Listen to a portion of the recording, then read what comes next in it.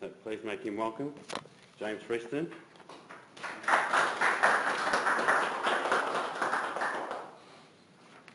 Thanks very much, Michael. Well, look, I might start off with a story about leadership within a family. It's actually about a New Zealand family, and they decide that they're going to go shopping just before Christmas one year. And they walk into the shops, and Dad says to Mary and Johnny, to the son and daughter, you can have anything you want. Go into the store and pick what you want for Christmas. So little Johnny walks up to the rugby jumper stand and picks up a Wallabies jumper. And sort of tries it on and says, gee, this is perfect fit, like the colours. I'm going to get this, I'm going to ask for this for Christmas. His sister's nearby, and Mary says, what the heck are you doing? We're New Zealanders, we support the All Blacks. You can't get a Wallabies jumper, Dad's going to hit the roof. Anyway, drags him over to Mum. She's saying, this is crazy, you know, this is just not going to work out well. So they go over to Dad, and Dad, yes, he does. He hits the ceiling and he says, that's it, we're going home. They get in the car and they're driving home, and they're halfway home. He's still fuming. And, you know, the Christmas shopping trip has been shopped off. You know, Dad showed his leadership there. Anyway, he turns around and looks at Johnny and says, Johnny, I hope you've learned something today, son. And he said, I sure have. I've only been a Wallaby supporter for half an hour and I already hate you Kiwi bastards.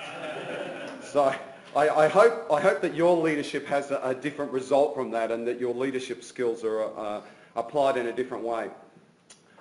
I look around the world and I see examples that I think show a lack of leadership.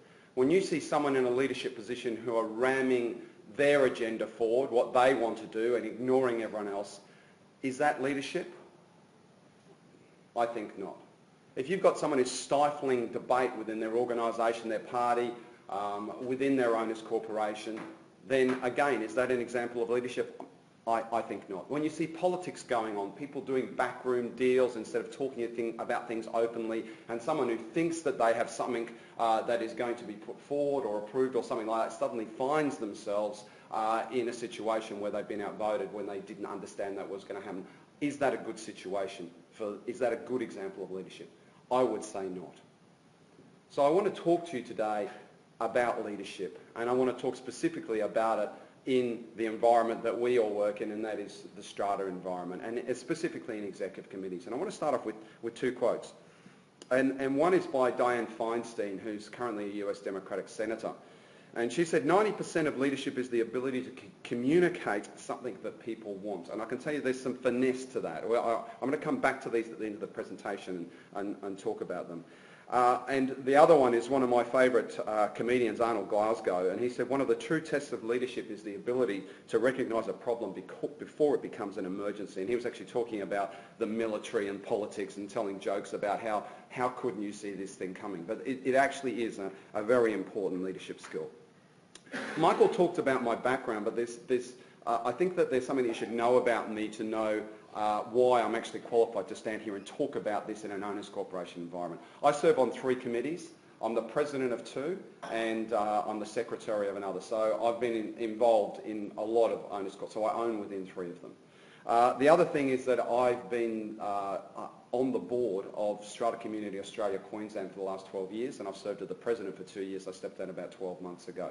So I've been involved in the legislation. I've dealt with government when we're reviewing the legislation. So I've sat in front of politicians and I've put papers forward, and I've spoken to the media. I was actually interviewed yesterday by ABC in regards to the G20 summit in Brisbane and how that's going to affect the residents in that area. So I'm heavily involved in this industry, and I'm not someone who just talks about leadership, but I'm someone who actually knows something about the strata industry. So let's talk about what we're going to discuss today. So I think leadership's one of those things that I think that the most telling thing when leadership is not there is actually what happens. There's a result when there's a lack of leadership. And sometimes the consequences can be quite dire. I'm actually going to talk about specifically in some owners corporation or strata environments. We're going to learn from those examples.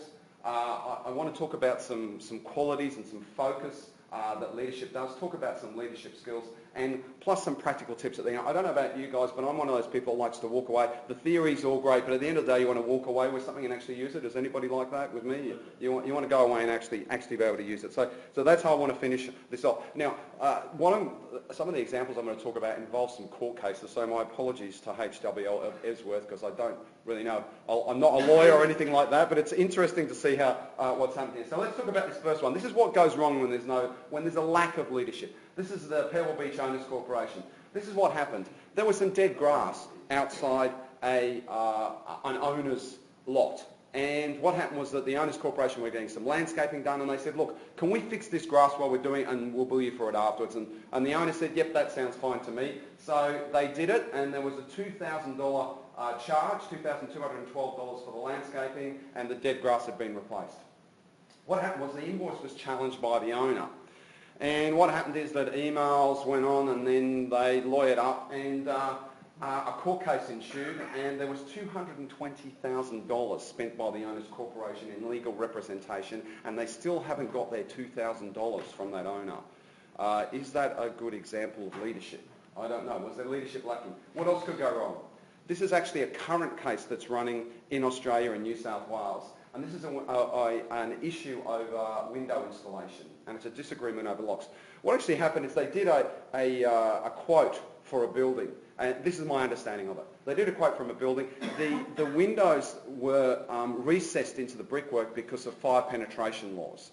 And what happened is that they looked at a couple of the units, they quoted on that. When they got into the job, they found out that some of the units were set up differently from the ones they quoted on, and they actually had built-in cupboards. And what it meant is that the locking mechanism and the way that it slid into this thing meant that it was difficult to set that up. So they had to come up with an alternate solution. All of this was done in paperwork and all this kind of stuff. Anyway, when the installation was finished, there was a disagreement over the locks, and the Owners Corporation refused to pay, even though it was only a percentage of them what fits into this situation. I can tell you currently the Owners Corporation has spent $300,000, and they've won round one. They've come out of court, and based on one professional opinion saying that the windows were not fit for purpose, even though it was a small percentage of them, and has ruled in favour of the Owners Corporation. I can tell you that that window installation company is currently considering whether they are going to go back and fight it again. It's currently the window company, if they settle now, it's going to cost them $500,000. So we're talking about $800,000. The great irony of this is that part of the settlement is that the Owners Corporation want the window company to install another $1.2 million worth of windows, which is a lot bigger than the original job. So they were obviously happy with their work, but there's been this massive court case over a few windows that have a locking mechanism that a couple of owners. And I would say that probably some of those owners that had those issues are the ones that are on the committee and have been driving this. That would be my judge on this. Where will this end and how much will this cost? The third one, this is how badly it can go wrong. This is in Louisville, Kentucky. Mahmoud Yusuf Hindi had several issues with the Owners Corporation. This is let me tell you about Mr. Mahmoud. He is a doctor, so he's an educated man. He lives in a very upscale development. We're talking about multi-million-dollar homes here. And what happened was that he built a fence around his property, and it was higher than the architectural covenants allowed within the OC. So what happened was that there was a lot of emails backwards and forwards and a great deal of distress over this. He felt that he wasn't being heard and his issues were not being addressed. So on September 16, he worked into the AGM armed. And he shot the chairman, David Merritt, in the head, and he fatally wounded Marvin Fisher. This is an example of what can go wrong. And does anybody want to step down from their committee right now? No. This is how bad things can go wrong when people don't feel like they're being heard. And the interesting thing, if you look at all of these, the characteristics of these cases, in all of these cases, parties communicated by email and then within a period of time got lawyers involved and started communicating through other parties instead of themselves. In each case, they both took the high ground and said, well, we're in the right, so therefore we're going to do this, and they got into that adversarial environment. In each case, people weren't reaching out to have a face-to-face communication with humility. And all of the things they walked in with the I am right, I am holier than thou. And in hindsight, do you think all of them would do it differently? I think the answers are resounding yes. I know David Merritt would certainly like to have done it differently. God rest his soul. Okay. So we've established that there are some dire consequences to not having leadership involved in owners' corporation. So how do we become EC members? How do we actually go about finding the people that lead us in this environment? Do we go about it like BHP? Do we get a CV from people? Is there a role description? Is there a probing interview that we sit down with people and go, okay, what skill sets have you got? Usually no. Most of us get into this environment, get into this situation because we either want something done around the assets of the body corporate, something that we've seen, or we were Johnny on the spot. I actually became the chairman of one of the owners' corporations that I'm involved in last Thursday. And I turned up at the meeting, and what happened was, unexpectedly, the current chairman resigned, and they kind of looked around the room and said, okay, so James, what are you doing? And that's actually how I became the chairman. It wasn't something, I didn't go into that meeting and go, I want to be chairman. That's actually how it happened. Isn't that amazing to think that that is how we choose our leaders, often choose our leaders within an owners' corporation environment. Okay, so there are better ways of doing it, I think. It's interesting. So it's really frustration and turning up that are the two things that determine who we actually pick to do our leadership. So I want to ask you two questions about leadership and what we need. And the first one is, do we need managers or leaders? Because what happens in what I've seen in owners' corporation, having served on these committees, is that the person actually volunteers to become a part actually is someone who wants to manage it. So they're people who want to organise, implement, monitor, measure, to set goals and create plans. They're people who are looking over the shoulder of the owners' corporation manager. Now what's interesting about this is that the reason you hire a company like Quantum is because they're professionals and they're good at doing this stuff. And yes, while there is a certain value in having a look over someone's shoulder and saying, well, what's that budget item for? What's this, whatever? But at the end of the day, there's not a lot of value to be had there because you've got a professional organisation running your affairs for you. It's like putting a double layer of management on top of each other. So I believe that what we're looking for is what we're needing is the leadership side. And for those of you who are familiar with psychometric testing and studies on the brain, those are all left brain activities. And what happens is most people come in and use their left brain when they're involved in an owners' corporation, when they should be using the right side of their brain. Because the right side is the leadership side. And it's one that shares vision and instigates change. Because what a owners' corporation manager is good at is they say, okay, this is the budget last year, let's have a look at it, we'll make some adjustments and changes and things like that, and this is how we're going to run it, and this is the status quo, and this is how you want things maintained, so we're going to continue and do that. When someone comes onto an owners' corporation, though, if they are doing their role properly, then there's a leadership environment there, and there's, okay, what are we going to change? What are we going to improve? It's the communicating effectively with the other owners, sets direction, motivates, gives feedback to the manager. So the question is, what side of the brain are we using when we're doing this? If you don't use the right side, you just end up with a whole bunch of sameness and you sit there every year and kick around the same things. You might as well just stay at home and let Quantum do the job for you. The question too is, what qualities do we want in the leader who is a volunteer owners corporation executive committee member? There are three identified keys to the right committee member. The first one is the right personality. The second one is the right motivation. And the third one is the right skills. So personality, motivation and skills. And we're going to analyse these. Quality one is personality. What type of personality? Look, the first thing I can tell you need is a thick skin. My favourite, this has been said to me a number of times at committee meetings. No offence to you, James, but, I don't know if you study psychology, but whenever there's a but, you can forget everything that was said before the but, and what they really want to say to you is after the but. So when you've got to be thick-skinned. If you take things personally, it's not going to be a good outcome because that's when the shouting match happens. As a result of this, you really need to put your ego aside.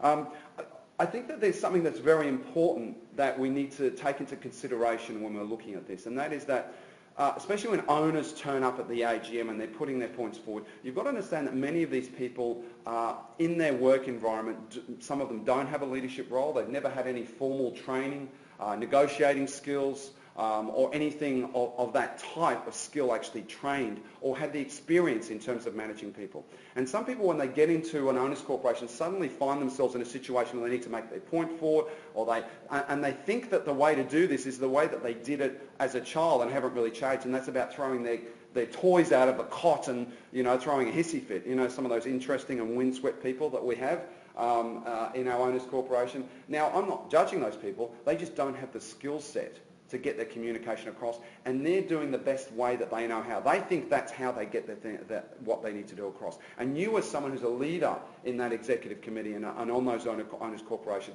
need to think about that and need to be aware of that and need to respect the differences. You need to be cooperative and non-confrontational and respect the difference in others. So there's sort of a lot in a personality of a person who can withstand that kind of, storm of someone's emotion and, someone trying to get their point forward in a relatively unskilled way.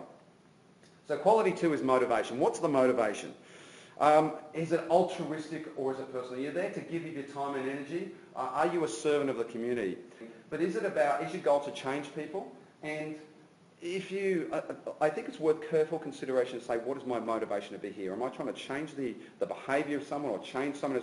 Or am I here to actually look at the assets? Because if you want to change someone, that's a difficult thing to do. And we'll talk about some skills about how you can go and do that. But again, it's just coming back and understanding what your motivation is to be serving on the executive committee. The third one is the skill set that you need. And the first one is the preparedness to read and prepare. It's very frustrating to turn up at a meeting. My favourite is the people that don't turn up at the budget committee meeting, and then they turn up at the AGM and they're on the committee, they could have been there, and they start talking about the budget and pulling apart and complaining about things and like that. It's like, you should take the time. If you want to be on the executive meeting, take the time, read the emails, prepare before you get to the meeting. It saves so much time. Ability to put across succinctly. Our verbose friends out there that can take forever to say 1 minute to say 10 minutes to say something that should take 1 minute. Dispute resolution skills. This is so important. People want to be heard, and there are some simple skill sets, like you recap what they say, repeat it back to them. People will keep on saying what they're saying until they feel that they're heard, and saying it back to them, those simple skills. I'll give you an example. So John, let me understand this. What's happening is that the guy upstairs in Unit 5 has got some pot plants across the edge of his veranda, and he waters them every day at 6 o'clock. Just when you've got home from work and you've opened your paper and ripped the top of a cold one or had a coffee or whatever, you're sitting there relaxing and the water drips down your paper, and is that what's going on? Yes, that's what's going on. They feel understood, they feel heard. Then you can maybe go to the person at Unit 5 and change the time that they water the pot plants or whatever. And he's come in originally saying, I want them removed, that's it. So, put those skills into practice. Listen to what people say. The other thing that's interesting, I found in a strata environment, that if you're a leader in a business, and many of us are, then you end up in this situation where you want to use your skills, this solution-focused skills that we have within our own organisations, or in the organisations that we work with. And I found that in an owners corporation, sometimes things do take time. It is a democracy. I was in Modena a few years ago in Italy, and we're in the town square, and I was looking. They had this sort of checkered cobblestone, all different styles and colours and textures of cobblestone. And I asked one of the locals what it was about, and he said, "Oh, well, look, we've got a large part of the town that we're doing cobblestones in the streets, and this is for the community to decide what it is that we're going to use." I thought, gee, what an interesting approach to it. No wonder nothing gets done in Italy. No, I'm kidding. This is a great consultation. Now, the question is this. Now, at the end, did the civic leaders still pick the thing that they originally said and put it? I don't know. But I can tell you at the end of the day, that community felt like they were involved. That community felt like they had a say in what they were doing. And that is what develops a community. And that's what we want ultimately, isn't it? In our owners corporations, we want to develop a community within them. So just be careful about the approach. The key is communication and engagement. Those are the skills that we need. Now, I mentioned before about respecting the differences in others, and I want to step into just a little bit into psychology. I mentioned psychometric testing before here, and this is something that's called the Herman Brain Dominance Indicator, and to me it's one of the most simple beautiful, elegant ways of looking at personality types, because I believe a lot of the issues that happen in owners' corporations is because people think that everyone's like them and they can't understand people who aren't like them. So basically the left side is the left side of the brain and the right is the right side of the brain. So this upper left here, what they call the blue quadrant, is an analytical, logical, realistic, knows about money. They're the people that turn up at a committee meeting or at an AGM and they've analysed the money. They've analysed what happened last year, they've analysed this, they want to know why this is different, they want to know what's changed. They're people that analyse and dissect things and do research. Oh, sorry. The second one, again on the left side of the brain, are the detail person. These are the people that you want in your organisation filing things. These are the kind of people that if you walk into their pantry, it's done in alphabetical order. And when they do a shopping list, it's actually done in the same order and the same aisles that they find them in the shopping centre. They take preventative, they establish procedures. As I said, they take preventative action. They get things done. They plan. They're very timely. These are the people that get really pissed off if people are late to the meeting. I've got myself well organised. Why are these people aren't organised? Now, the person who's most likely to be late is the yellow quadrant. They're the creative quadrant. They take risks. They're impetuous. They break rules. But these are the creative people that you'll get ideas from. And down here in the right quadrant is the red quadrant, and these are your communicators. These are the touchy-feely, the people that hug you when they see them and touch your shoulder when they're talking to you, and they get round and they've spoken to everybody in the room before the meeting's even started, and they're the ones that turned up with some cupcakes that they've cooked for everybody. Those red quadrants who want to look after people. And it's interesting to see what happens in a meeting. So let's say that you're repainting your building. You'll find the blue quadrants are there analysing the quotes and comparing them, and they've looked at contractors and they're having a look at different types of coatings that we could use and how long the guarantees are, and they've got to present you with a spreadsheet. The green quadrants are the ones going, okay, when are we going to do this? How long is it going to take? Are we going to do this over the school holidays? If we have it at Christmas, is that going to affect people's Christmas? So they're having a look at when it's going to be done, and they're looking at that detail kind of thing. The creative person is saying, this building would look really great with a blue racing stripe right down the centre. It'd be beautiful, mate. It's going to be fantastic. Or what about we put some pink stuff over here, and look, we could get some architectural stuff and just do a bit over here. It'll only cost another $50,000, and the blue person's pulling their hair out, and the green person's going, this will mean it'll overrun by a month. And the red person is there just going, oh, how can we tell everyone about it? Hey, can we have a party at the end to celebrate when it's done? And it's no wonder that you find yourself in this environment where you've got these different kinds of people. And I can tell you, probably one of the scariest things that we see is that the blue will crush a red. See, the blue has no emotion about it. I employ engineers in my business, and I can tell you they can ring up, we've got these red quadrants in the marketing team, and they'll ring up and you'll go, what happened to you? Oh, the engineer just spoke to me. Or the engineer, my favourite one is, I'm having a conversation with the engineer. So, okay, what's happening with this file? Oh, blah, blah, blah, blah. So when did you last speak to the client? 2 months ago. Really? Well, if I haven't communicated, they should know that I haven't heard back from the local municipal council yet. They should know, and you go, no, the clients don't know that. You need to communicate with them.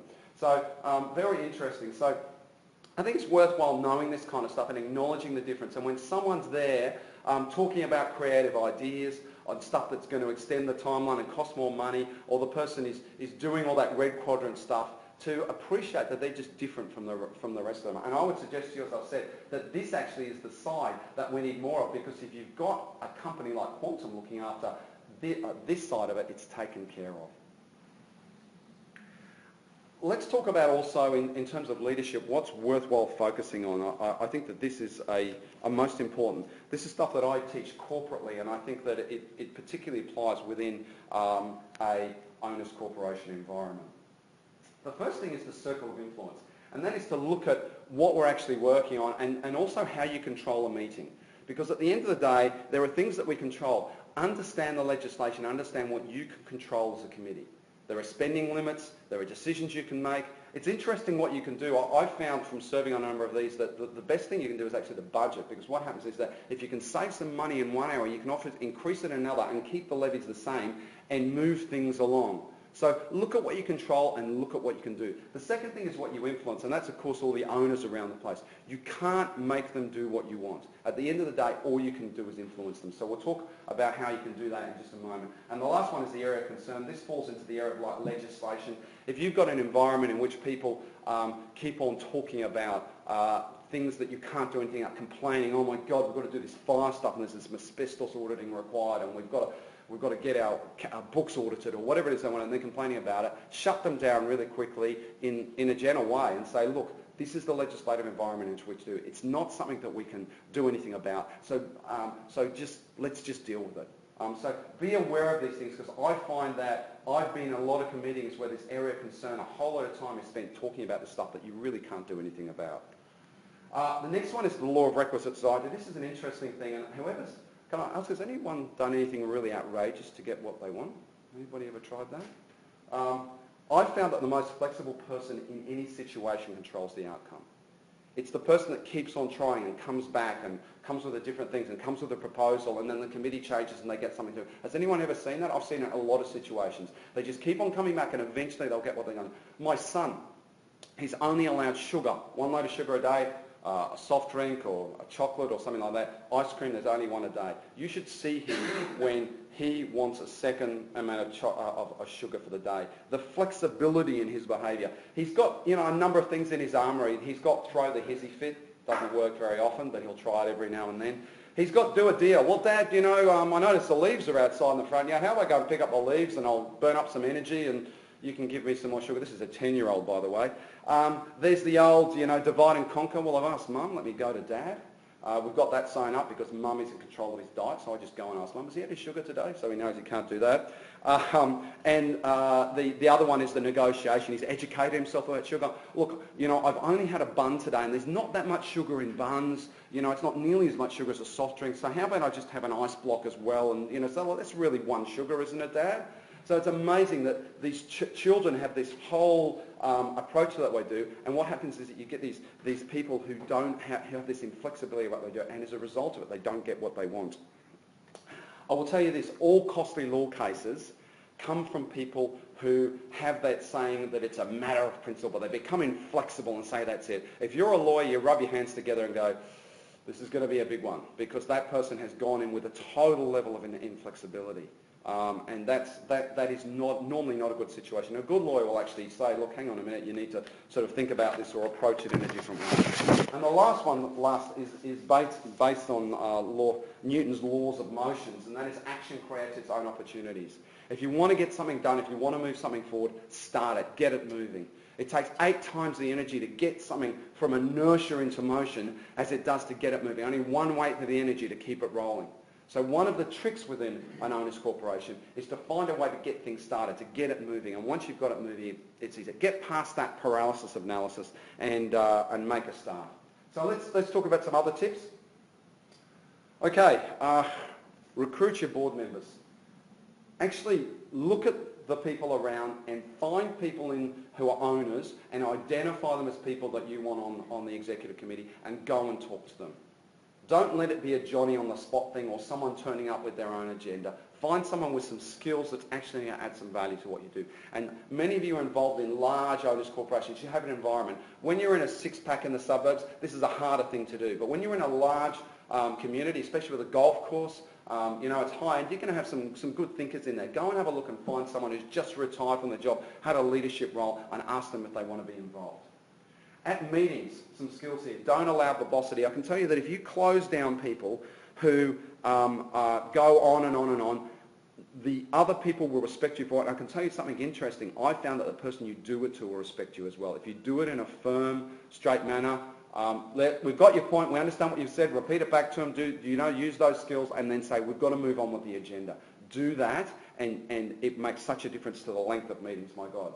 And people will want to be on your committee then because they're going, we can take care of this. Once they've been to a 2 or 3 hour committee meeting, they don't want to come back. I'm not going to come on the board. This is a waste of my life. They let Johnny prattle on for 2 hours at every meeting, and this thing should be over in half an hour. Encourage reading of the docs beforehand. I would encourage you actually to send out, I'm the chairman, I actually send an email out to the committee members before a meeting and say, please read this. These are the 3 things that we need to decide. Have a look at it and, get yourself up to date. Have points you want to make in bullet points. Actually sit it down and go, okay, these are the 3 points I want to make. I do that at all my meetings. And do research and offer options. I can tell you one of the things that people crave is to feel like they've had a choice. And sometimes if you're trying to get something done, what happens is that people just don't want to do it. You know, sometimes people just don't want to spend the money or whatever it is. You know, one of the most powerful sales closing techniques is the alternative close, alternate close, where you go, do you want A or B? So take the time and get some options so people feel like they have a choice. It makes a massive difference.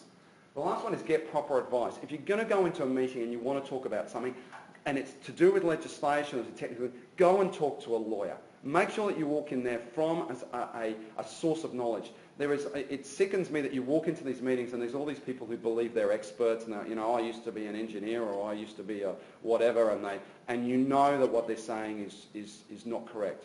So it's worthwhile taking the time to do it. I believe it's worthwhile. The legislation is not that scary. Sometimes it's worth having a read, talking to a lawyer, getting their interpretation, and walking into the meeting knowing what you're saying and what the position is. It's a very powerful thing.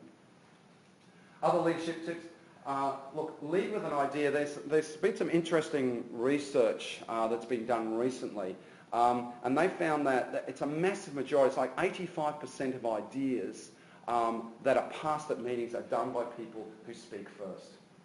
The other thing is change your face. You're probably aware of this. 8% of what you say is the words you say. 37% is the tone, and 57% is actually your body. Remember that in an environment. Smile. I think the other thing is to use humour. If there's tension in the room, you're trying to get something, be funny about it. Create a shared narrative. This is, as I'm wrapping up here, this I think is one of the last 2 points here I think are the most powerful ones. When you go into a community, the developer and the marketers have a story about that community, have a story about the lifestyle. And somewhere along the line, people tend to lose this. Keep that story. Build on that story. Talk about that story. It's like someone who owns a business or a leader in a business is you talk about your vision. You talk about and you come back to your vision. If you have that and say, well, look, this is about lifestyle. We're proud of it and we want this to be well presented and we live in an environment that is maintained to the highest standards. If you talk about those things and talk about your values and your approach to it, what happens is that when something needs to be maintained, instead of saying, I don't want to pay for it, they actually go, okay, this is what we're trying to do. This is a narrative for our industry. This is our story, and we need to live by that story. And to remember this, that influence is S plus I plus N equals SI, which is strength of the message. So get the strength of your message across. The second one's immediacy. Use things like, well, look, the budget committee's in a week. We need to sort this out because we've got to get it in the budget. Look, this is concrete cancer, guys. If we don't deal with it next year, it's probably going to cost us 50% more. We've got a quote from the contractor. I can tell you that it only lasts for 3 months. It could be going up. Use things to sort of create some immediacy, some urgency. And also the number of sources. So go out and talk to people and get them to come into the meeting. Don't do that. Go and talk to everyone about it. Share the vision. Share what it is you want to do. And what you'll find is that you create that social influence. Those are the most powerful things that you can do as a leader within your community. If you can create a narrative and you can use these skills, these 3 things to create that social influence, you will have an environment that you'll be happy to live in, and it will be great.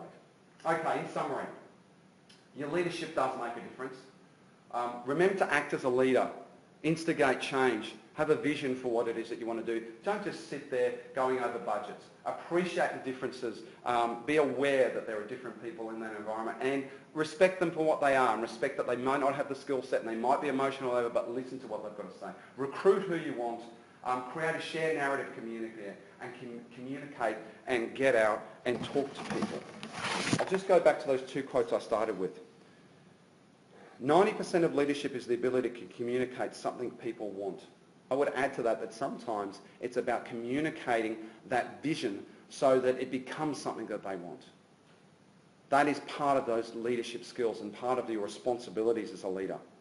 And the true test of leadership is the ability to recognise a problem before it becomes an emergency.